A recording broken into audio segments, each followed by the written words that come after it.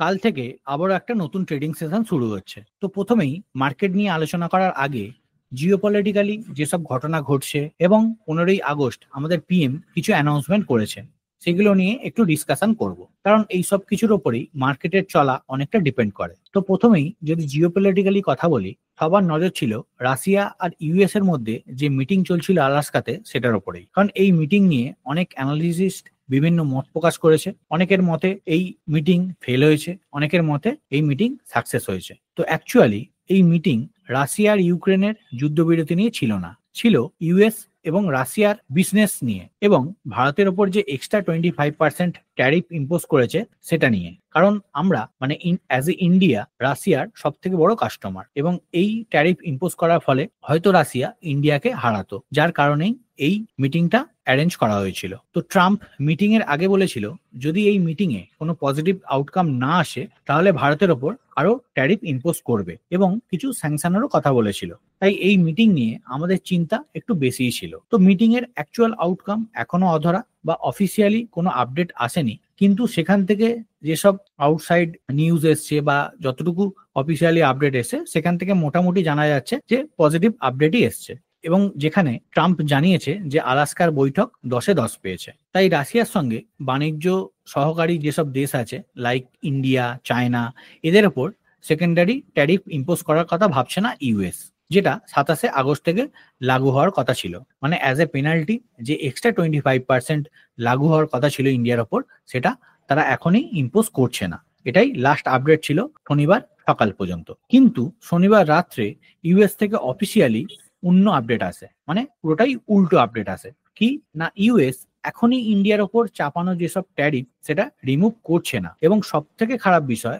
US এর যেসব delegates ইন্ডিয়াতে ভিজিট করার কথা ছিল ট্রেড সংক্রান্ত রিলেটেড, সেটা তারা বাতিল করেছে। মানে ইউএস এবং ইন্ডিয়ার মধ্যে ট্রেড নিয়ে আর কোনো কথা হবে না এবং কোনো ট্যারিফ রিলিফও ইন্ডিয়া পাচ্ছে না। এর মানে 27 আগস্টের পর থেকে 50% ট্যারিফ দিতে হবে যদি কোনো ইন্ডিয়ান প্রোডাক্ট ইউএসএ তে এন্টার করে। মানে এখানে মিটিং এর পরে এক কথা এবং অফিসিয়ালি আপডেট আর এক আসছে। তো এই মিটিং বাতিল করার মেজর কারণ হলো ইউএস কে আমাদের সেন্সিটিভ সেক্টর লাইক এগ্রিকালচার এবং ডেয়ারির মার্কেটে প্রবেশ করতে না দেয়া, এবং আমাদের পিএম 15ই আগস্ট ক্লিয়ারলি বলে দিয়েছে কোনোভাবেই কম্প্রোমাইজ করা হবে না আমাদের কৃষক, মৎস্যজীবী এবং গবাদি পশুপালনকারীদের ইন্টারেস্ট। এবং এর সঙ্গে এমন কিছু অ্যানাউন্সমেন্ট করেছে যেগুলো আমাদের হয়তো ইকোনমিকে এবং দেশকে আরো আগিয়ে নিয়ে যেতে সাহায্য করবে। যার মধ্যে সব থেকে ইম্পর্টেন্ট হলো আমাদের জিএসটি রিফর্ম। জিএসটি রিফর্মের কথা বলা হয়েছে, যেটা সম্ভবত অক্টোবর 2025 থেকে শুরু হয়ে যাবে। মানে জিএসটি স্ল্যাব কমিয়ে মাত্র দুটো করা হবে, 5% অ্যান্ড 18%। তো এর আগে 12% এবং 28% যেটা ছিল সেই স্ল্যাবগুলো থাকবে না, এবং 12%-এর স্ল্যাবে যেসব পণ্যগুলো আসতো সেখানে পণ্যগুলোকে কমিয়ে নিয়ে এসে 5%-এ আনা হবে, এবং 28% স্ল্যাবে যেসব পণ্যগুলো আছে সেগুলোকে কমিয়ে 18%-এ নিয়ে আসা হবে। তো এতে কি হবে? এতে নিম্ন মধ্যবিত্ত অনেকটা সুবিধা পাবে, আমজনতার ক্রয় ক্ষমতা অনেকটা বাড়বে এবং সার্বিকভাবে পণ্য বিক্রির পরিমাণ এবং দেশের উৎপাদন ক্ষেত্রকে চাঙ্গা করবে, এবং নিত্য প্রয়োজনীয় যেসব জিনিস আছে তাদের দাম কমবে। তো এর ফলে কি হবে? দেশীয় ম্যানুফ্যাকচারিং কোম্পানিগুলো অনেক বেনিফিটেড পাবে। সেকেন্ড, সেমিকন্ডাক্টর চিপ এবার ভারতেই তৈরি করা হবে। 2025 সালের একদম শেষ দিকে দেশীয়ভাবে তৈরি সেমিকন্ডাক্টর চিপ বাজারে প্রবেশ করবে বলে আশা করা হচ্ছে, এবং এটা যদি হয় তাহলে অন্য দেশের উপর ডিপেন্ডেন্সি আমাদের কমবে এবং আমাদের ইলেকট্রিক্যাল ম্যানুফ্যাকচারিং যেসব কোম্পানিগুলো আছে তারা কিন্তু বেশি বেনিফিটেড পাবে। এবং থার্ড হচ্ছে 2030-এর মধ্যে ভারত তার প্রয়োজনীয় 50% ইলেকট্রিসিটি ক্লিন এনার্জি থেকে প্রডিউস করবে, ফসিল ফিউলসের উপর ডিপেন্ডেন্সি কমাবে। মানে আমরা এখন সব থেকে বেশি ইম্পোর্ট কি করি, সেটা হচ্ছে ক্রুড অয়েল, যার জন্য আমাদের বিদেশি মুদ্রা সব থেকে বেশি খরচ করতে হয়। তো এটা যদি করতে পারি তাহলে আমাদের বিদেশি মুদ্রার সঞ্চারও বাড়বে এবং পরিবেশও বাঁচবে। তাই ক্লিন এনার্জি এবং গ্রিন এনার্জি প্রডিউস করা যেসব কোম্পানিগুলো আছে তারা কিন্তু বেনিফিটেড হবে। তো এর সঙ্গে আরো কিছু অ্যানাউন্সমেন্ট করেছে, যেমন এমপ্লয়মেন্ট, ইন্ডাস্ট্রিটি এবং নিজস্ব টেকনোলজি এবং প্রোগ্রামিং ইউজ করা কথা বলা হয়েছে, এবং ডোমেস্টিক্যালি যেসব প্রোডাক্ট তৈরি হয় দেশীয় পণ্য ব্যবহারের কথা বলা হয়েছে। তো এতগুলো পয়েন্টের মধ্যে আমার 3টে পয়েন্ট ইম্পর্টেন্ট লেগেছে যেটা মার্কেটের জন্য দরকার। সেটা হচ্ছে GST reform, second semiconductor chip, এবং থার্ড হচ্ছে ক্লিন অ্যান্ড গ্রিন এনার্জি। তো অবভিয়াসলি এই অ্যানাউন্সমেন্টের ফলে ভারতের যেসব ইন্ডাস্ট্রি এবং কোম্পানিগুলো আছে তারাই বেনিফিটেড পাবে, এগুলো আমাদের নজর রাখতে হবে। তো এবার আসি মার্কেট নিয়ে। তো এখানে নিফটির উইকলি চার্ট ওপেন করা আছে। তো এর আগে আমরা পরপর 6 সপ্তাহ নেগেটিভে বন্ধ হতে দেখেছি মার্কেটকে। তো ফাইনালি আগের সপ্তাহে মার্কেট গ্রিনে ক্লোজ দিল।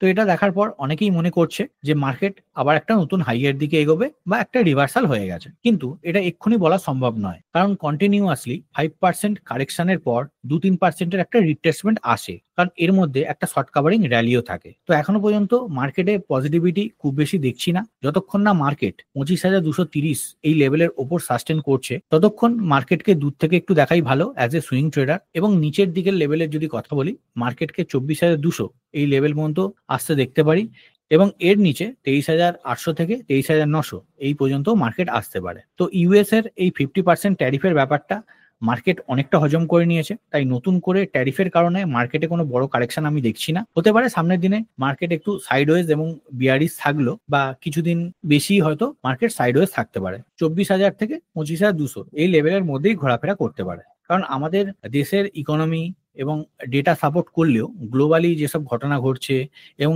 এফআইআই এর যে আউটফ্লো, সেটা কিন্তু মার্কেটকে সাপোর্ট করছে না। তাই আমার মনে হয় যদি আলটিমেট মার্কেট সাপোর্ট না করে, তাহলে কিন্তু সুইং ট্রেডিংটা বন্ধ রাখাই ভালো। এবং যদি এই সময় কোনো ভালো কোম্পানি ডিসকাউন্ট প্রাইসে পান, তাহলে গ্র্যাব করতে পারেন, কারণ ইন্টারনালি আমাদের দেশে মেজর কোনো সমস্যা নেই। আমাদের জিডিপি ঠিকঠাক আছে, ইনফ্লেশন কন্ট্রোলে আছে, রেটও ঠিকঠাক আছে, এবং যার কারণে আমরা কিছুদিন আগেই দেখেছিলাম যে এসএনপি ইন্ডিয়ার যে রেটিং, সেটা বিবিবি নেগেটিভ থেকে বিবিবি তে নিয়ে এসেছে, মানে যেটা পজিটিভ আমাদের দেশের জন্য এবং আমাদের দেশের গ্রোথের জন্য। তারা এই সব কিছু দেখেই তবে তাদের রেটিংটা আপগ্রেড করে। তো রেটিং আপগ্রেড করছে মানে আমাদের দেশও কিন্তু আস্তে আস্তে গ্রো করছে। তাই এইসব এক্সটার্নাল কারণের জন্য যদি মার্কেটে কোনো কারেকশন আসে, তাহলে আমার মনে হয় যে ভালো কোম্পানি ডিসকাউন্ট রেটে পেলে নিন, এবং এসআইপি বন্ধ করবেন না। হ্যাঁ, মার্কেট না চললে সুইং ট্রেডিংটা বন্ধ রাখুন, বেকার ক্যাপিটাল ফাঁসিয়ে লাভ নেই। মার্কেট একটা কারেকশনের পর যখন আবার রিভার্স করবে বা মার্কেটে যখন পজিটিভিটি আমরা দেখবো, তখন আমরা কাজ স্টার্ট করতে পারি। তো এটাই ছিল আমার আজকের আলোচনা। যদি এই ইনফরমেশন আপনাদের হেল্পফুল বলে মনে হয়, তাহলে অবশ্যই লাইক এন্ড শেয়ার করে দেবেন। আজকের মতো বাই বাই, ভালো থাকবেন, সুস্থ থাকবেন।